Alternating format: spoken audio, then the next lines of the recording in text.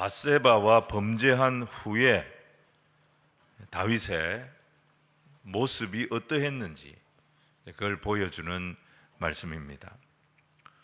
사람들은 아무도 모릅니다. 다윗이 무슨 짓을 했는지 모릅니다. 그냥 전쟁터에서 죽은 자기 부하의 아내를 거두어 들여서 왕궁에 살도록 이렇게 자비를 베푼 왕으로 다 다윗을 칭찬하고 그렇게 했을 것입니다. 그런데 다윗은 압니다. 자기가 무슨 죄를 지었는지, 또 그 죄를 은폐하기 위해서 자기의 충성스러운 부하였던 우리아를 전쟁터에서 죽게 만들었다는, 다른 사람은 몰라도 다윗은 알았습니다. 자, 이런 죄를 지은 후에 다윗은 어떤 형편이었을까요? 죄 지은 후에 다윗의 상태를 보여주는 말씀이 시편 32편입니다. 거기 3절과 4절을 보시면 이렇게 되어 있습니다. 내가 입을 열지 아니할 때에 종일 신음함으로 내 뼈가 쇠하였도다. 주의 손이 주야로 나를 누르시오니 내 진액이 빠져서 여름 가뭄에 마름같이 되었나이다.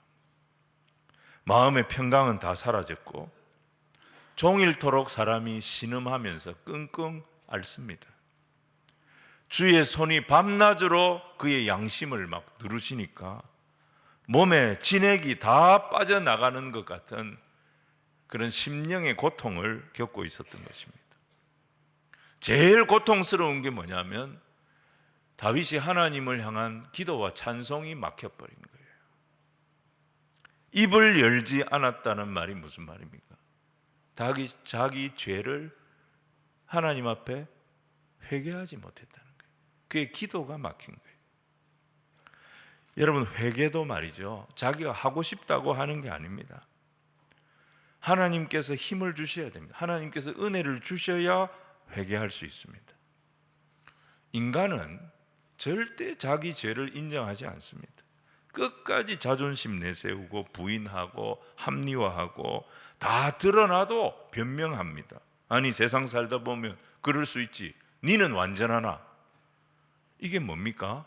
죄악된 우리 인간들의 모습인 것입니다. 하나님 어떻게 다윗을 다루시느냐, 오늘 세 가지로 살펴보려고 합니다. 첫 번째, 회개하는 다윗입니다. 1절로 13절은 하나님께서 다윗에게 회개할 기회를 주시는 내용입니다. 먼저 하나님 어떻게 하냐, 나단 선지자를 보내십니다. 그리고 나단 선지자를 통해서 하나님의 말씀을 듣게 하십니다. 이 말씀을 들은 다윗이 깨닫고 돌아오도록 해주셨던 것입니다. 다윗이 말씀을 듣고 회개할 힘을 갖게 된 것도 다 하나님의 은혜였습니다. 하나님께서 은혜를 주시지 않으면 하나님의 말씀을 들었다고 회개가 나오는 게 아니에요. 하나님께서 은혜를 주시지 않으면 하나님 말씀 들어도 오히려 반감이 생깁니다. 사람에게는 누구나 지적을 당하면, 자기의 죄를, 자기의 잘못을 지적당하게 되면 방어기제라는 것이 작동하게 되어 있습니다. 근데 하나님은 다윗에게 이 방어기제가 아니라 죄를 회개할 마음을 주신 거예요. 죄를 회개할 힘을 주신 거예요. 이게 하나님의 은혜였다는 것입니다. 자, 먼저 나단 선지자를 보내셔서 다윗에게 하나님 말씀 어떻게 전달할 것인지를 알려주셨습니다. 한 마을에 두 사람이 살았습니다. 한 사람은 부자였고 다른 한 사람은 가난한 사람이었습니다. 부자는 양과 소가 심히 많았습니다. 하지만 가난한 사람은 아무것도 없었고 자기가 사서 기르는 작은 암양 새끼 한 마리가 전 재산이었습니다. 이 양을 가족처럼 생각했어요. 같이 먹고 같이 마시고 품에 안고 자고 딸처럼 키웠다 그랬습니다. 근데 어느 날 부잣집에 손님이 왔어요. 근데 이 부자는 자기가 가지고 있는 그 많은 소떼와 양떼 중에 하나를 잡아서 손님 접대하는 것이 아깝게 느껴졌습니다. 그래서 이 가난한 사람이 그 한 마리 새끼 양을 빼앗아서 자기 집에 온 손님을 접대했다는 것입니다. 이 말을 여기까지 듣던 다윗이 갑자기 화를 냅니다. 분노합니다. 그리고 맹세합니다. 여호와의 살아계심을 두고 내가 맹세합니다. 우리나라에 그런 짓을 한 사람이 누굽니까? 그 일을 행한 사람 마땅히 죽어야 할 것입니다. 그때 나단이 뭐라고 말합니까? 7절에 나단이 다윗에게 이르되 당신이 그 사람이라.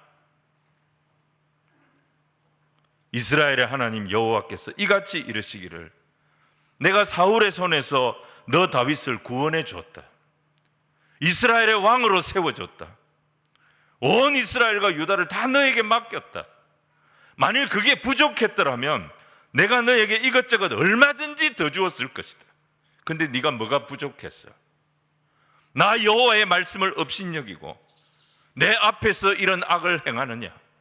왜 충성스러운 우리아를 죽이고 그의 아내를 빼앗아 네 아내로 취하였느냐?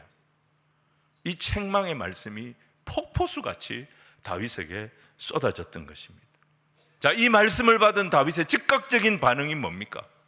반발이 아니었어요. 분노가 아니었어요. 회피가 아니었어요. 변명이 아니었어요. 자기 합리화가 아니었어요. 다윗은 즉각적으로 하나님 앞에 엎드려 회개합니다. 13절 말씀을 우리 같이 읽겠습니다. 시작. 다윗이 나단에게 이르되 내가 여호와께 죄를 범하였노라 하매 나단이 다윗에게 말하되 여호와께서도 당신의 죄를 사하셨나니 당신이 죽지 아니하려니요. 여러분, 이 과정을 한번 보십시오.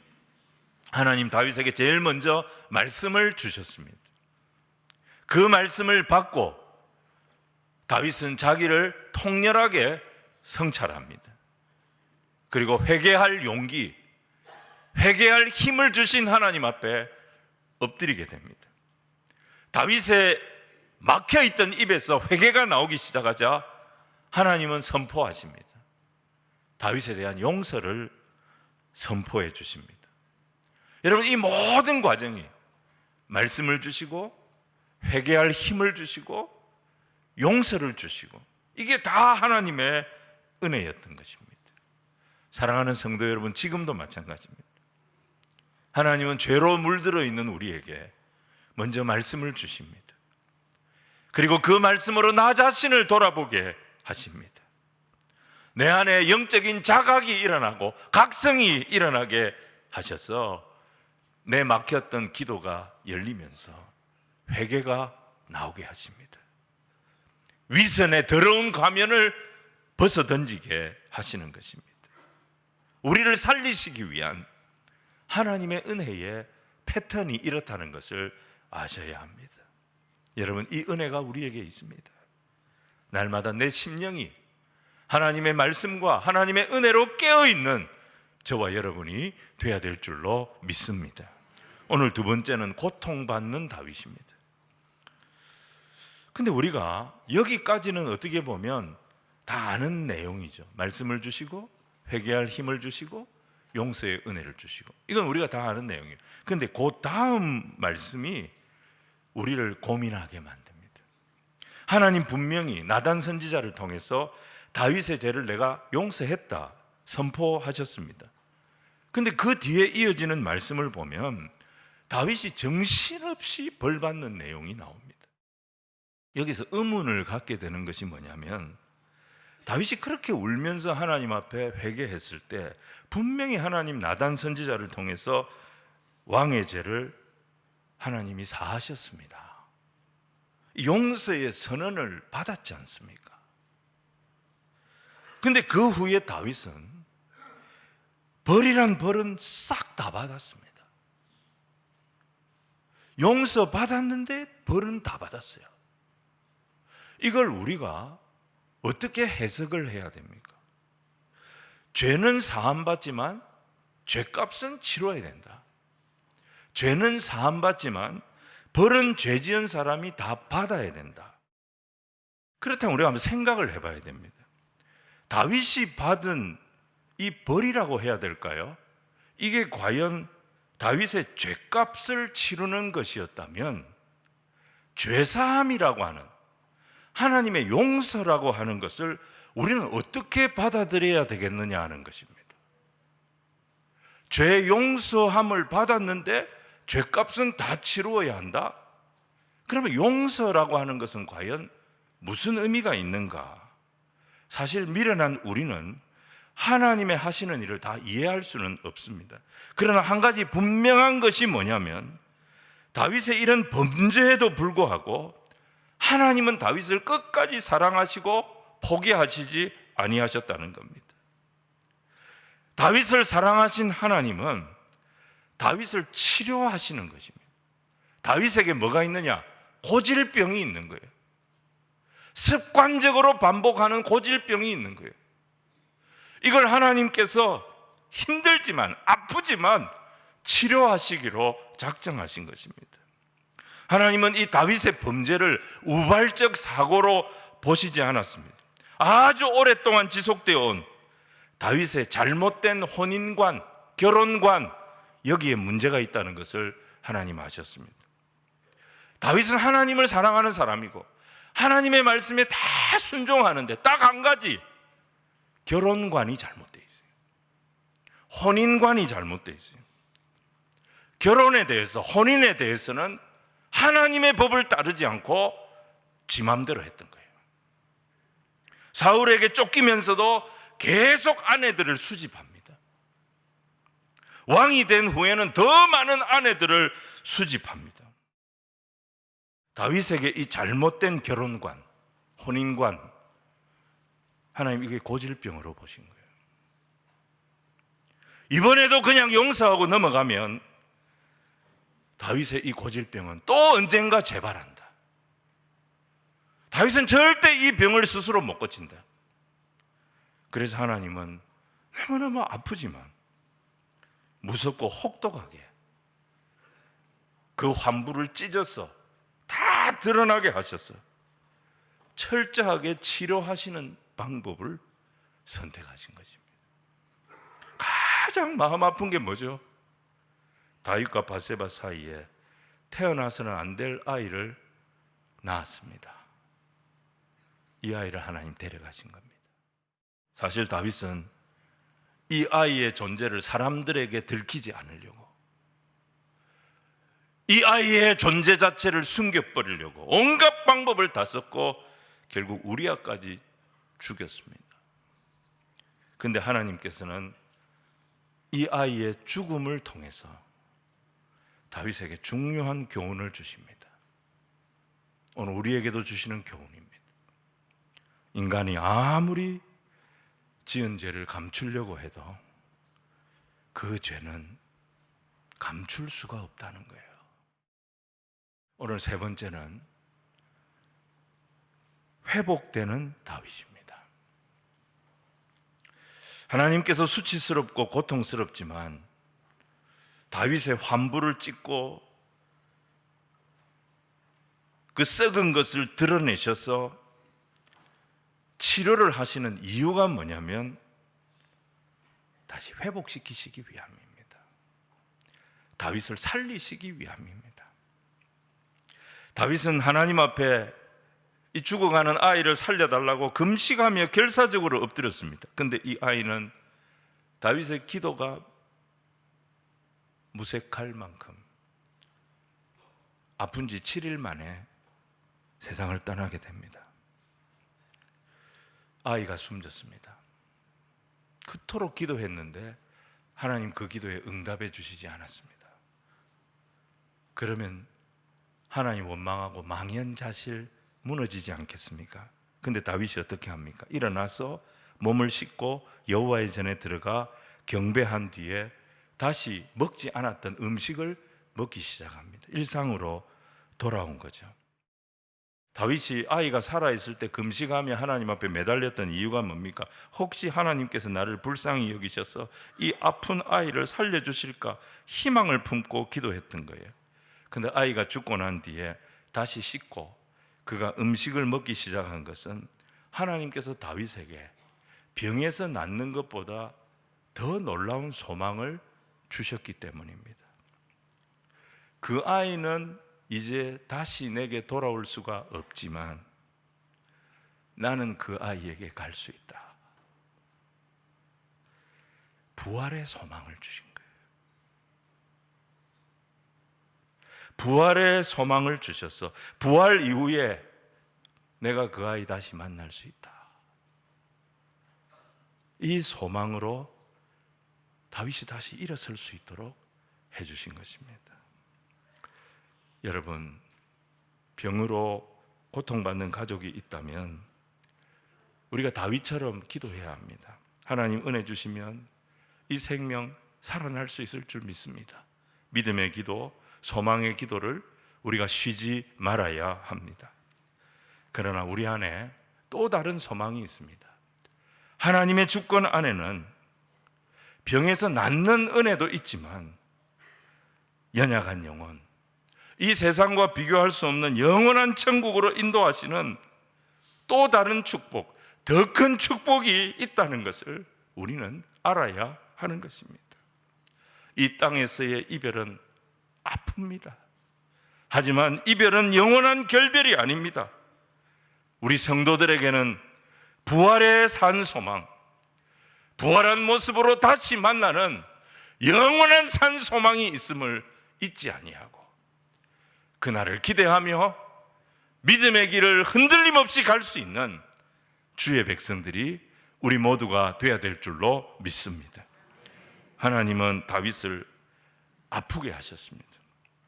그런데 아프게 하는 것이 목적이 아니라 상처를 치료하셔서 그를 다시 회복시키는 것이 목적이었습니다.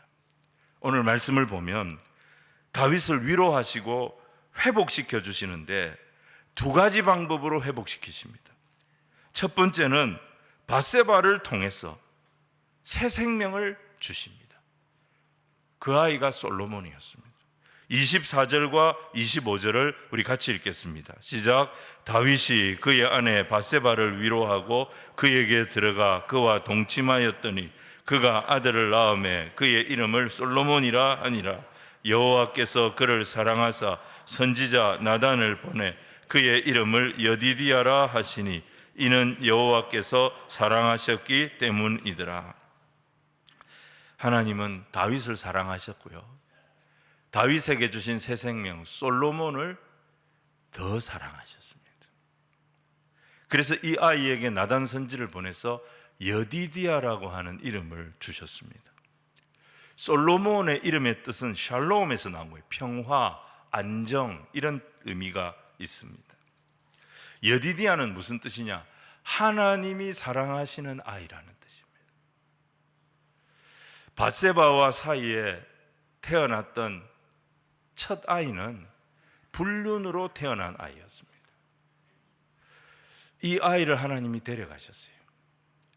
그리고 또 밧세바와 자기 사이에 둘째 아이가 태어납니다. 다윗은 또 걱정했을 겁니다. 이 아이는 어떻게 될까? 굉장히 불안했을 겁니다. 그래서 이 아이의 이름을 안정, 평화 이렇게 지은 거예요. 근데 하나님은 여디디아라, 나단을 보내가지고 이미 너와 나 사이에 평화는 시작되어졌다. 두려워하지 마라, 염려하지 마라. 이건 벌이 아니라 너를 치료하는 것이고 너를 회복시키는 방법이다. 내가 이 아이를 진짜 사랑한다, 특별히 사랑한다, 여디디아다 선포해 주신 것입니다. 하나님은 이 솔로몬을 진짜 사랑하셨습니다.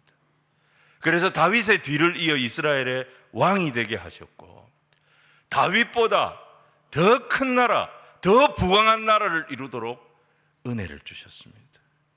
이스라엘의 전성기는 다윗에 이어서 솔로몬의 시대에 완벽하게 꽃을 피우게 되었던 것입니다. 이게 회개의 축복입니다. 다윗이 끝까지 이걸 들키지 않으려고 계속 은폐하고 숨기고 있었다면 그 결과는 사망이었을 겁니다. 다 망하는 거였을 겁니다. 하지만 그가 하나님의 말씀을 받고 자기 죄를 회개하고 용서받았을 때 하나님은 그의 고질병, 이 고질병을 치료하는 것이 너무너무 아프고 힘든 시간이었지만 그 과정이 지나가고 그를 완전히 회복시켰어요. 하나님의 은혜가 머무는 가정이 되도록, 그의 아들이 더 큰 하나님의 은혜를 경험하도록 인도해 주셨다는 것입니다. 두 번째 위로는요, 암몬을 공격해 가지고 점령하게 하십니다. 이 암몬 점령은 다윗이 직접 하지 않았습니다. 다윗의 부하였던 요압이 했습니다. 요압은 이 암몬의 수도였던 랍바를 거의 다 함락하게 됐을 때 자기가 함락시키지 않습니다. 마지막 순간은 다윗을 모셔와서 왕이 이 암몬의 최종 정복자가 되게 합니다. 옛날에는 성을 정복하면 정복한 성의 이름을, 그 정복한 장수의 이름을 붙여줬습니다. 그런데 요압은 자기 이름을 남기려고 하지 않았습니다. 다윗의 이름으로 이 성이 정복되도록 그렇게 만들었던 것입니다. 자, 말씀을 정리하겠습니다. 죄가 우리를 유혹할 때 우리가 하나님의 백성이지만 죄의 유혹에 넘어질 수가 있습니다. 하지만 하나님은 먼저 우리에게 말씀으로 경고하십니다. 그때 우리가 말씀을 받아야 합니다. 그 말씀을 듣고 깨달았고 돌아와서 회개하면 용서가 임합니다. 너희 죄가 주홍 같을지라도 눈과 같이 희어질 것이요 지렁처럼 붉을지라도 양털같이 희게 되리라. 이사야 1장 18절에 약속하셨습니다. 하나님 앞에 입을 닫고 있으면 안 됩니다.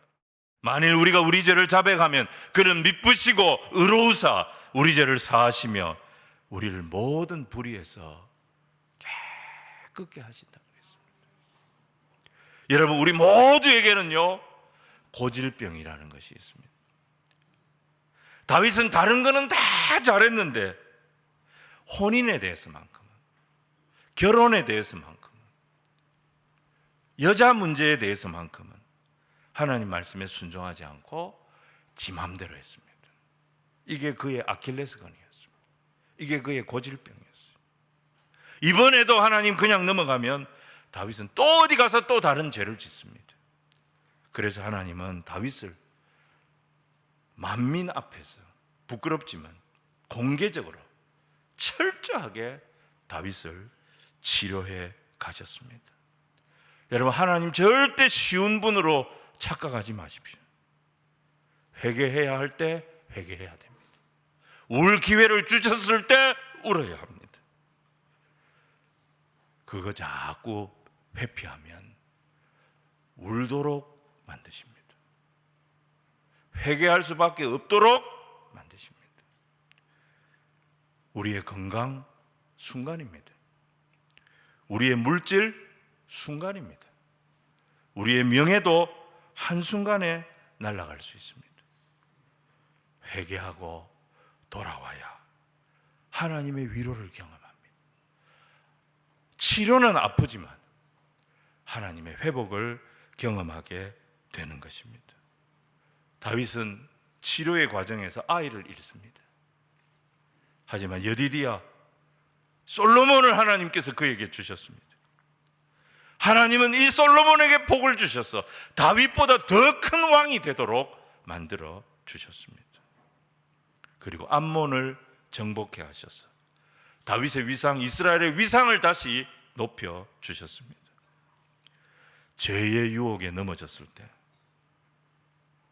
사람이 알까봐, 하나님은 차치하고 사람이 혹시 알까봐 쉬쉬하며 전전긍긍하고 눈치 보고 그 순간만 어떻게 넘기려고 하고, 이게 제일 어리석은 겁니다. 다윗이 그렇게 했습니다. 하나님 말씀을 들었다면 당신이 그 사람이라 깨닫고 입을 열어 회개해야 합니다. 그러면 치유가 임합니다. 회복이 임합니다.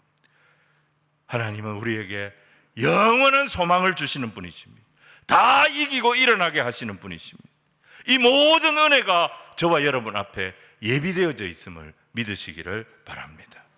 우리 성도들 절대 죄를 품고 전전긍긍 눈치 보고 있지 말고 하나님 앞에 죄를 고백해서 죄를 이겨내고 하나님 말씀과 하나님의 은혜로 인생을 승리하는 거룩한 주의 자녀들이 다 되시기를 주님 이름으로 축원을 드립니다.